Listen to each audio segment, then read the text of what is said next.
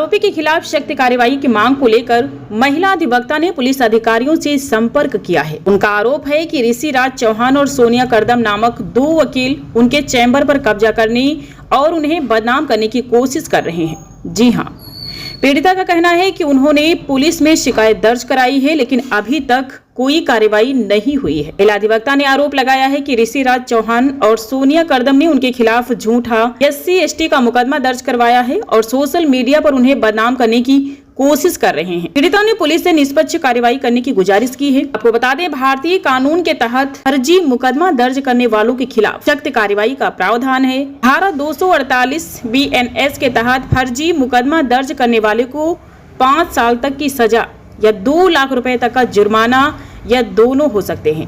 इसके अलावा धारा 217 BNS के तहत झूठी सूचना देने वाले को 1 वर्ष तक की सजा या 10,000 रुपए तक का जुर्माना या दोनों हो सकते हैं। अब देखना यह है कि पुलिस इस मामले में क्या कार्रवाई करती है और पीड़िता को न्याय मिलता है या नहीं।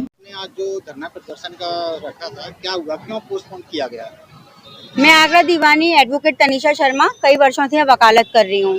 आज मैंने धरना प्रदर्शन रखा था क्योंकि यहाँ कुछ अधिवक्ता मुझे कई टाइम से परेशान कर रहे हैं। मेरे खिलाफ उन्होंने SC/ST का झूठा फर्जी मुकदमा करा दिया। मेरे खिलाफ ही नहीं, मेरी फैमिली के अगेंस्ट भी करवा दिया। उन लोगों का यही काम है, चौथ वसूली करना, चैम्बर पे कब्जा करना, SC/ST मुकदमा दर्ज कराना, दबाव में लेके पैसों की डिमांड करना। कौन लोग हैं? ऋषि राज चौहान, सोनिया करदम, शिवा, प्रतुल, अक्षय, नौशाद, नितेश और भी काफी लोग हैं इनके गैंग में, जिनके मुझे नाम नहीं मालूम। ये इन लोगों का काम है। इनके खिलाफ न जाने कितनी FIR दर्ज है, इतनी तो मेरे पास है जो इस कैमरे में दिख रही हैं आपको। सोनिया करदम का भी यही काम है। एक नीतू यादव नाम की लड़की थी, वो प्रैक्टिस करती थी, वो लॉयर है, किसी सीनियर के साथ प्रैक्टिस करती थी। उनके साथ भी उन्होंने यही किया था, SC/ST का फर्जी मुकदमा लगाने की कोशिश की थी। प्रार्थना पत्र मेरे फोन में अवेलेबल है, मैं आपको प्रोवाइड करा दूंगी। जो सोनिया करदम कहती है कि आज तक उनको किसी ने जाति सूचक शब्द नहीं बोले हैं, सिर्फ तनिषा शर्मा ने बोले हैं। उससे पहले भी वो नीतू यादव के खिलाफ दर्ज करा चुकी है ऐसी एप्लीकेशन।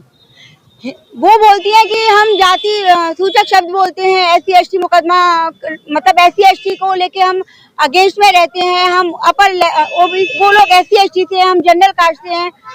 वो बोलती है BR अम्बेडकर जी ने हमें पढ़ाया लिखाया, BR अम्बेडकर जी ने हमें पढ़ा लिखा के इस लायक बनाया कि हम लोगों की सहायता कर सकें, न्याय दिला सकें।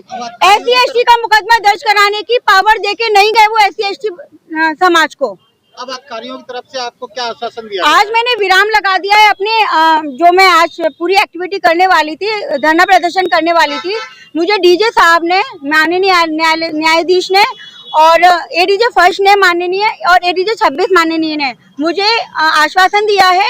और मुझे विनोद शुक्ला जी हैं जो आगरा बार के अध्यक्ष हैं, और ठाकरे जी हैं वो आगरा बार में ही हैं, उन सब ने मेरे को आश्वासन दिया है कि वो न्याय हित में जांच करवाएंगे पूरी, और जो न्याय होगा वो मुझे दिलवाएंगे।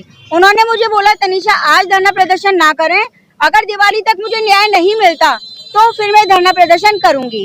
न्यू आगरा थाना SHO भी आए थे, उन्होंने मुझे आश्वासन दिया जो मेरे ऊपर फर्जी SC/ST का मुकदमा दर्ज कराया गया है वो उस पर जल्दी से जल्दी इंक्वायरी एंड इन्वेस्टिगेशन कराएंगे। और उन्होंने मुझे आश्वासन दिया है न्यू आगरा थाना SHO ने कि 1 बजे वो ACP साहब से मेरी मीटिंग कराएंगे। तो दीपक कुशवाहा आए थे आज, वो बैनर पकड़े हुए थे, उनके साथ बैनर छीन लिए गए, उनके हाथ में 5,000 रुपए थे वो छीन लिए। नौशाद और शिवा ने, और उनके गाल पे तो थप्पड़ लगाए। इस तरीके की एक्टिविटी होती रहेगी तो मुझे न्यायालय में मैं और लोगों को क्या न्याय दिलाऊंगी? मुझे दीवानी में एंटर नहीं करने दिया जा रहा। और जो सोनिया करदम कहती है कि सिर्फ मैंने उनको गाली दी है, झूठा मेरे ऊपर SC/ST का मुकदमा लगवाया है। नीतू यादव की एप्लीकेशन ये रही, नीतू यादव के लिए भी उन्होंने यही लिखा था कि उन्होंने जाति सूचक शब्द बोले गए हैं। सोनिया करदम का कहना है कि हमारी माननीय बेबी रानी मौर्य जी हैं जो महिलाओं की रक्षा करती है, महिलाओं के लिए बोलती हैं। सोनिया करदम ने मेरे को किसी के थ्रू ये कहलवाया कि तनिषा को बोल देना कि मैं बेबी रानी मौर्य, मतलब उनकी जेब में रहती है, ऐसे शब्द थे। कोई अधिकारी, कोई नेता किसी की जेब में रहता है क्या? जो थप्पड़ मारे हैं उसके खिलाफ में आपने कोई तहरीर वगैरह दी? जी, जो थप्पड़ मारा उसके खिलाफ मैंने तहरीर तैयार कर ली है। वो कैमरा के सामने आ भी नहीं सकता, वो इतना डर गया है, वो थाने में जाके ही प्रार्थना पत्र देगा। ये हमने तहरीर दे दी है। जी से भी निवेदन है, मैं भी एक महिला हूँ, मेरे साथ अत्याचार हो रहा है, मैं बहुत पीड़ित हूँ। हाथ जोड़ से उनसे निवेदन करती हूँ, मुझे न्याय दिला दें।